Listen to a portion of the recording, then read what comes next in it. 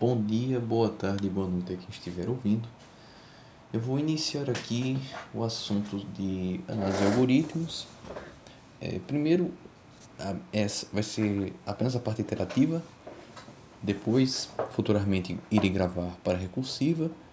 Mas o assunto de notação OR é dividido em três partes. A primeira parte é esta, de comparar dois algoritmos e determinar qual tem o melhor custo, menor custo, de acordo com o caso. Então, esse aqui vai ser apenas equações do primeiro grau, uma coisa bem tranquila. Então, vamos começar fazendo a terceira questão aqui, por exemplo. Ele fala que tem dois algoritmos, A e B, com tempos de execução. Ele fala que o algoritmo tempo A, o tempo de A em função de N é uma constante A multiplicado por N vezes log na base 2 de N. E ele fala que o tempo B tem o seu custo em função de N, sendo apenas N ao quadrado. E ele fala que para processar 1024 itens, 1024 no caso seria, veja, o tempo A, o tempo está em função de N, e N representa justamente esses itens. Logo, o que ele está falando é que o tempo A, com 1024 itens, que é o tamanho do problema, ele vai demorar 10 microsegundos. E o tempo B, com o mesmo tamanho de problema, demora 1 microsegundo. E agora ele quer saber quando o algoritmo processa 2 elevado a 20 itens.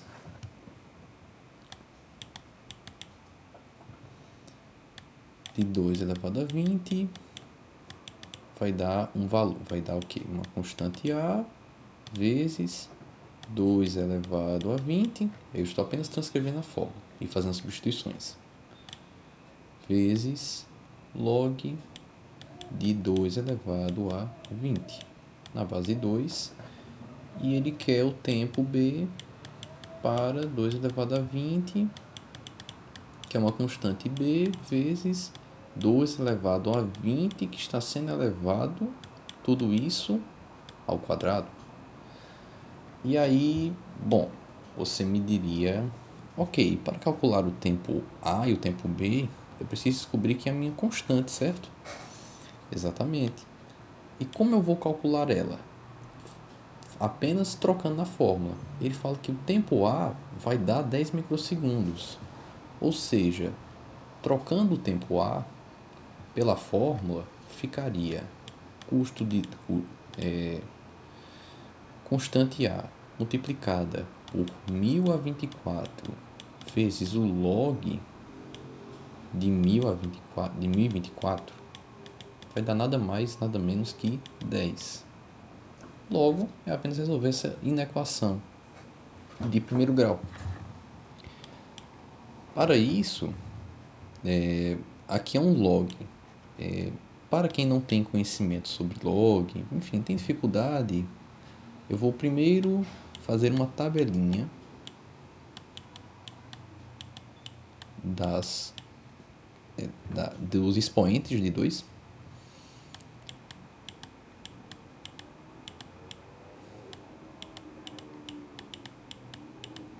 E mostrar como o log funciona.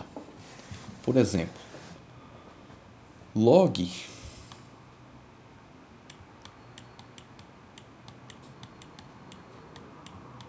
é nada mais que esse elevado a este, algum número tem que dar este. Logo, 2 elevado a 1 dá 2. Se fosse o log de, por exemplo, 16, seria 4, porque 2 elevado a 4 é igual a 16. E é assim que funciona logaritmo. Dito isto, 2 elevado a 1 é 2, 2 elevado a 2 é 4, 2 elevado a 3, 4, 5, 6, 7, 8, 9, 10. Com isto transcrito, eu vou trocar todos os meus 1024 por 2 elevado a 10. Logo ficaria 2 elevado a 10 vezes log de 1024 elevado a 10. Bom, aqui vem outra propriedade, veja.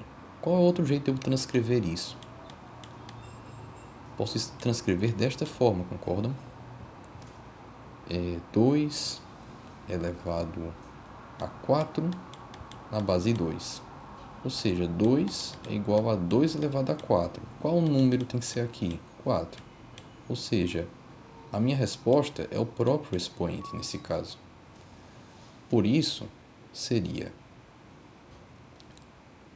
10 vezes a constante A é igual a 10. Bom, o que eu posso fazer aqui? Eu posso, se aqui está multiplicando por 10 e aqui também, eu posso passar este para cá dividindo. Então, ficaria constante A vezes 2 elevado a 10 é igual a 1. Então, minha constante A, com este termo passando, dividindo, ele ficaria 1 sobre 2 elevado a 10. Esse é o meu resultado para a constante A. E para a constante B, é só fazer a mesma coisa. Então, constante B vezes 2 elevado a 10, que está sendo elevado ao quadrado, e isso vai dar 1. E aí você pode me perguntar como eu resolvo isso aqui. Basta multiplicar 2 elevado a 10 vezes 2. Porque 4 ao quadrado é o mesmo que transcrever isto daqui.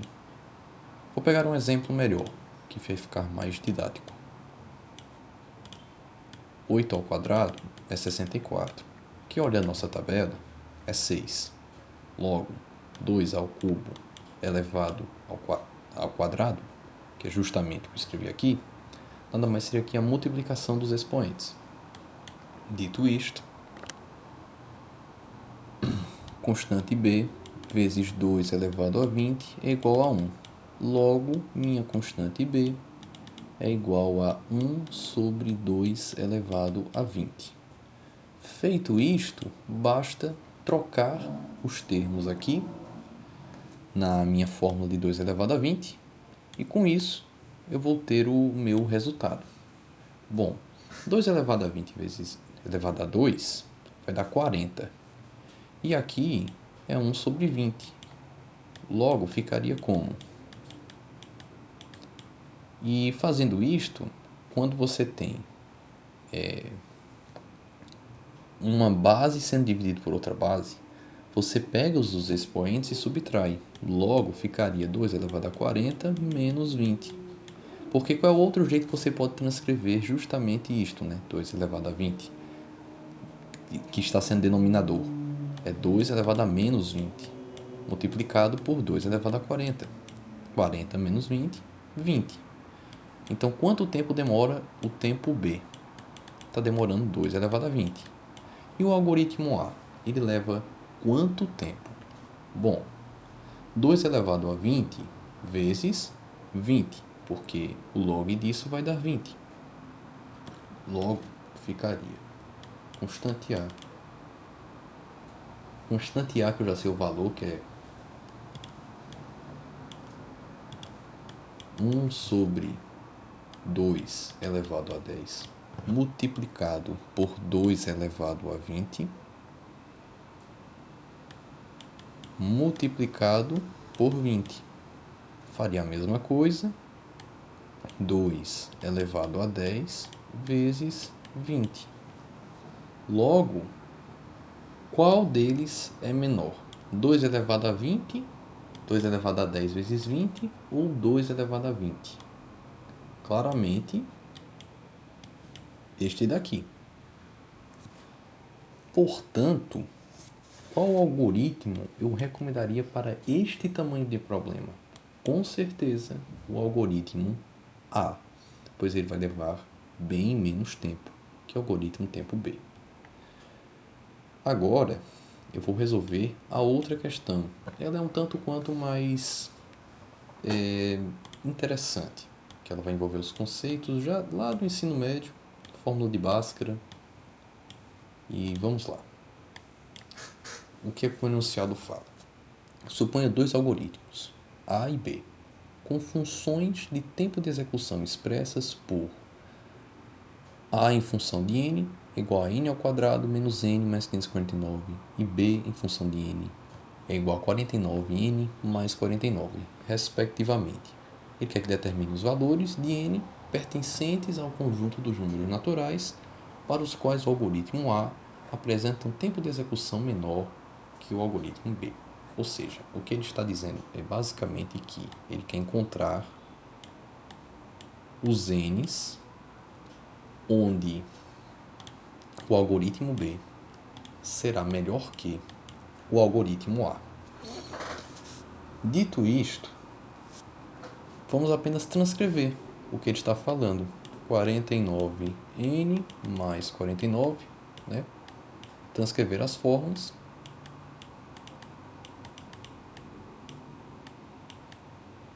E agora mantém essa igualdade e resolve a equação. E como vocês podem ver, n ao quadrado, isso aqui vai dar uma fórmula de Bhaskara.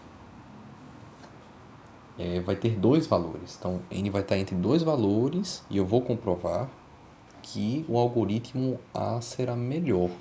Agora, menor que esse valor ou maior que o valor que ele vai estar entre, aí vai ser o algoritmo B que vai ser o dominante. E vai ser, no caso, melhor. Dito isto, vamos passar tudo para um lado. N ao quadrado, se aqui está positivo, vai passar negativo. Logo, ficaria n ao quadrado com menos 50n. E aqui está mais 549 e aqui está 49 positivo. Então, ficaria negativo passando para cá. Logo, menos 500, 0 é maior que isso. Logo, a gente vai descobrir os valores cujo qual n está entre. Já que, como é uma equação de segundo grau, n tem dois possíveis valores. Dito isto, você poderia tentar descobrir pelo método da soma e do produto, que é menos b sobre a e c sobre a, só que não daria certo. Pelo menos não de um jeito intuitivo. Porque qual é a soma de dois números que dá 50 e a multiplicação deles dá 500, sabe? É um tanto quanto difícil de raciocinar. Então, eu vou fazer utilizando delta e a fórmula de Bhaskara. Bom, delta é b ao quadrado com menos 4ac. Logo, 50 ao quadrado é 2.500 com menos 4ac. Aqui é A, o termo que acompanha N, no caso 1, e C é o próprio 500. Logo, 4 vezes 1 vezes 500. Então, seria 2.000. Logo, delta é igual a 500. Agora, aplicando a fórmula de Bhaskara, ficaria menos B com mais ou menos raiz de delta, tudo isso sobre 2A. Qual seria o resultado disso? Vamos lá. Teriam dois valores possíveis. Quem é B? É menos 50. Então, menos B é 50 positivo. Com mais ou menos a raiz de delta. Veja, 500 não tem uma raiz própria. Afinal, nenhum número elevado ao quadrado dá 500.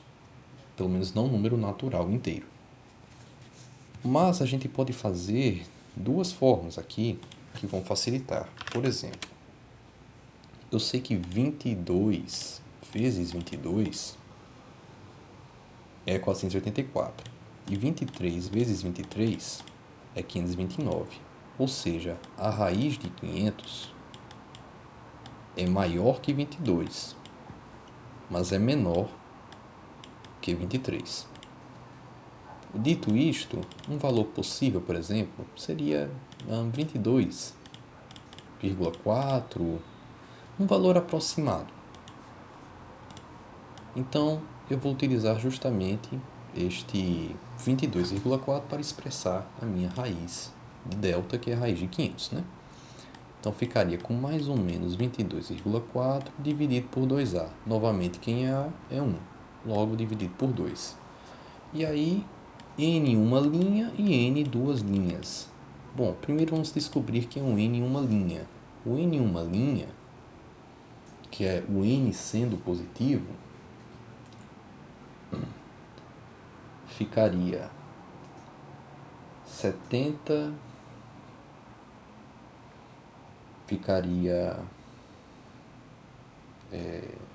vou usar a calculadora aqui um momento, 50 mais 22,4, este valor dividido por 2. Então, primeiro valor encontrado foi 36,2 e o segundo valor encontrado seria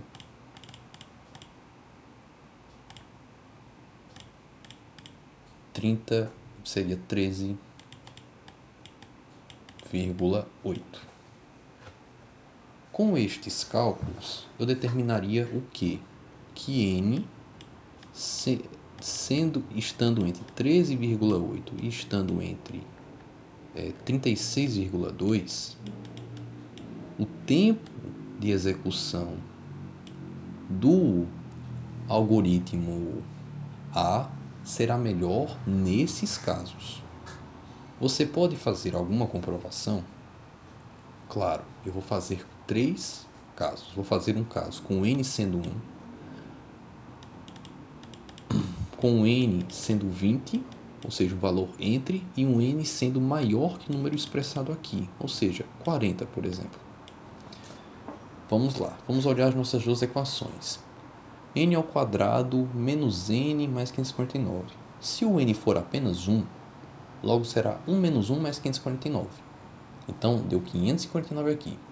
E B vai ser 49 mais 49. Logo, o tempo de execução do algoritmo A, ele é pior. Coisa constatada aqui. Vamos agora comprovar ele sendo 20, por exemplo. Então, ficaria 20 ao quadrado, que é 400, com menos 20, mais 549. Deu alguma coisa errada aqui, um momento. 400 menos 20 com mais 549. Pronto. 929. Contra 49 vezes 20 com mais 49. Ou seja, o tempo do algoritmo B ele foi maior que o de A. Coisa comprovada aqui. E quando ele for 40? Bom, quando ele for 40, será 1.600 menos 20 mais 549. Deu 2.129. E o tempo B? Seria 49 vezes 40 com mais 49.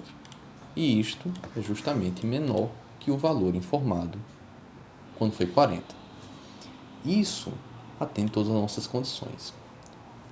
Essa primeira aula, esse primeiro vídeo, foi apenas para mostrar do que se trata nas algoritmos. Você comparar os tempos de execução do algoritmo com o outro, assim conseguindo informar qual será o melhor tempo de algoritmo em determinado tamanho de N. Porque não é uma regra geral. Isso vamos ver em notação O, ômega e θ, que isso ocorre em específicos intervalos de N. Há N's onde um algoritmo será melhor que o outro, como vimos aqui, que vai precisar de outras constantes, enfim. Esta aula foi a introdução e espero que vocês tenham acompanhado bem. A quem restou alguma dúvida, recomendo que veja novamente a aula, tente fazer por conta própria, utilize o que eu mostrei aqui e chegue nas suas próprias... Tente chegar nessa mesma resposta que eu fiz, mas não é nada difícil. Essa parte é bem tranquila aqui, tá certo? Muito obrigado a quem ouviu e em breve venho com um vídeo de notação O, θ e ômega.